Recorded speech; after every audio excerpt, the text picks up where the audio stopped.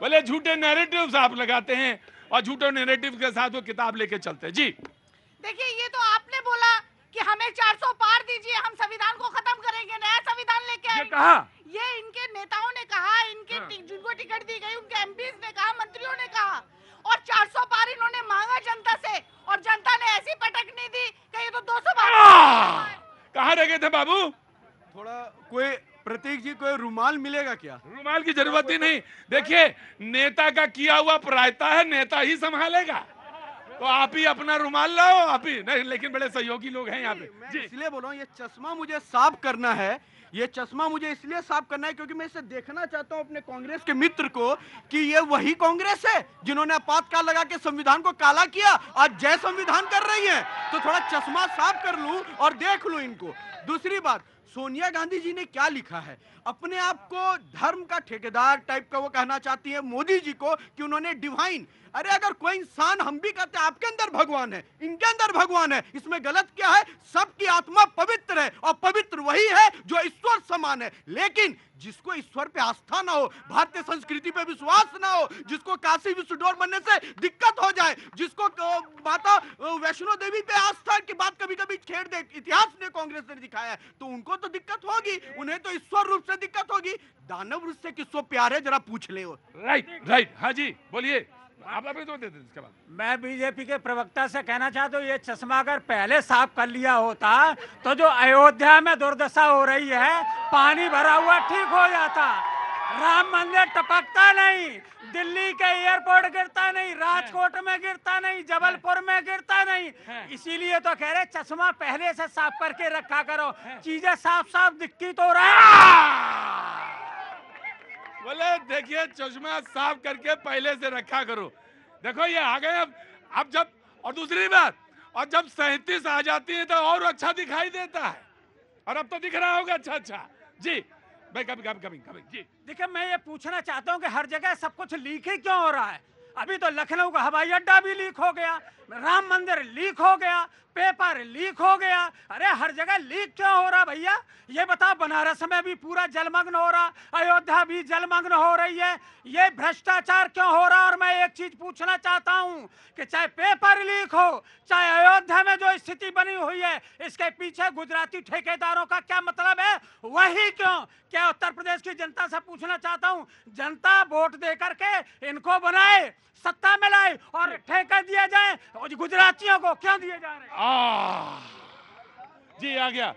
हाँ जी, अगर गुजरात में देश आजाद हुआ ना, तो गांधी जी भी गुजरात के हैं। मेरी बात सुनो, देश को आजाद किया गांधी जी भी गुजरात के हैं, और सरदार वल्लभ भाई पटेल है वो भी गुजरात से है, अमित शाह वो भी गुजरात से है, नरेंद्र मोदी वो भी गुजरात से है। अगर गांधी जी नहीं होते तो देश आजाद नहीं होता। तो गांधी जी गुजरात से, पोरबंदर से, तो गुजरात को गाली मत दो भाई। अरे आप कहाँ से हैं? गुजरात से हूँ। वो तो मुझे मालूम है, गुजरात से, बनासकांठा से हूँ। बनासकांठा से। देखिए भाई, गुजरात पे आप एक साथ सारे गुजरातियों पे, रुको आ रहा हूँ, एक साथ सारे गुजरातियों पे इस तरह से बात नहीं कर सकते जी। तभी क्या हो गया? हिंदू मुस्लिम का इस पार्टी ने बराबर। मौसम अच्छा है, तुम एक के साथ देख लाओ, चलो। चश्मा की बात करते लेंस दिखाने लगे, तभी मैं कहता हूँ फोकल लेंस अपना बढ़ाइए। दुनिया जगह का पानी दिख गया, अरे दिल्ली थोड़ा दूरबीन घुमा के देख लेते, अभी डूबते आया हूं मैं, थोड़ा पूछ लेते कि इतना पानी यहाँ क्यों जमा है। दूसरी बात मैं कह रहा हूँ, पेपर लीक एक्सेप्टेड, कार्रवाई हो रही है, बाकी चीज के बारे में हमने कहा एक्सेप्टेड, लेकिन एक बार पूछ लेते, आज ये प्रशासन उन भ्रष्टाचारियों को पकड़ रही है, आपके समय प्रशासन भैंस पकड़ने जाती थी। दूसरी बात, आपकी नजर एक बार झारखंड की ओर घुमा लीजिए, सरेआम मिहिजाम में और जगह भ्रष्टाचार हो रहा है, वहां पे मोतियाबिंद हो जाता है, और यहाँ पे लेंस की पावर बढ़ा के देखते हैं। और लास्ट मैं आम आदमी पार्टी, रुकिए, देखिए सब्र बहुत जरूरी है, सब्र बहुत जरूरी है जी। आप बचा के रखिए ना, तो कांग्रेस देखिए, कांग्रेस से सीखिए, कितना धैर्य है इनके पास। 52 से 99 हो गए, आप भी हो जाएंगे, आराम से रहिए। हाथी के दांत खाने के और दिखाने के। आए आम आदमी पार्टी है ये, कि खाने के दांत और हैं और दिखाने वाले दांत और हैं। नहीं, मैं बिल्कुल आराम से। Now you please speak. Meenakshi, अभी हमारी बहन बात लड़े हल्ला नहीं, आराम से सुनने दो भाई, बैठ जाओ वहां से, खड़े मत हो तंबू की तरह, खड़े हो सामने से। देखिए, अभी हमारी बहन बात करी थी नेता प्रतिपक्ष की कि कितने सम्मान के साथ उनको ले गए। तो पिछले 10 सालों में नेता प्रतिपक्ष क्यों नहीं बनाया?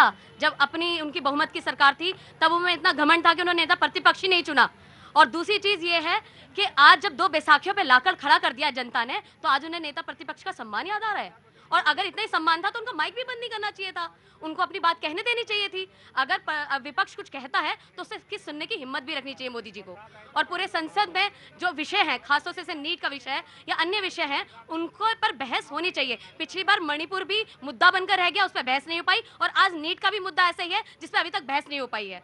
तो हमारे देश के जो प्रमुख मुद्दे हैं उन संसद इसलिए बनाई गई है ताकि हम जनता के मुद्दों को उठाएं, ये नहीं कि सिर्फ उसमें हंगामा हो। और क्योंकि सत्ता पक्ष की वो होती है जिम्मेदारी कि वो सही से अपनी सुनवाई करवाए। जी बिल्कुल, फ्लोर की जिम्मेदारी मैनेजमेंट उसी का होता है। आप बोल रहे थे? नहीं, ये बोल रहे थे। नहीं, कौन बोल रहा था? अरे मैं तो पूछ रहा मैं तो पूछ ही रहा था कि कौन बोल रहा था। पानी क्या हो गया? तो पानी तो भरेगा ही। पानी पड़ेगा। दिल्ली डूब रही है सर। हाँ, दिल्ली डूब रही है। अरे डरने की बात नहीं, आपको बोलने की। जी नमस्ते, आइए आगे आइए। आगे आपसे बोल रहा हूँ मैं, आगे आइए। कहाँ से आना हुआ? फरीदाबाद से। फरीदाबाद से। तो कैसे इधर कैसे कनॉट प्लेस में आज घूमते हुए? घूमने, बहुत अच्छा। तो ये किस क्लास में है? ये 4th क्लास में। 4th क्लास में। आपको कुछ नहीं कहना? इतने ध्यान से सुन रही है डिबेट। अरे कुछ तो बात हुई। बहुत कुछ है लेकिन अब अरे हाय, भरे पड़े हैं बिल्कुल। कहना बहुत कुछ है। रुको रुको, नहीं जी।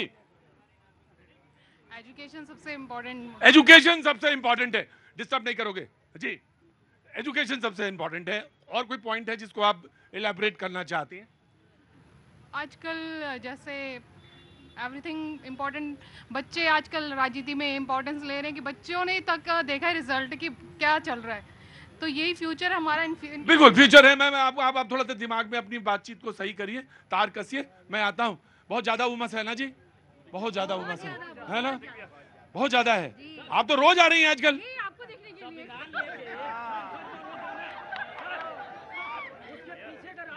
भाई तुमको हम भगा देंगे या तो तुमको यहाँ बिल्कुल बीच में डिस्टर्ब नहीं करोगे।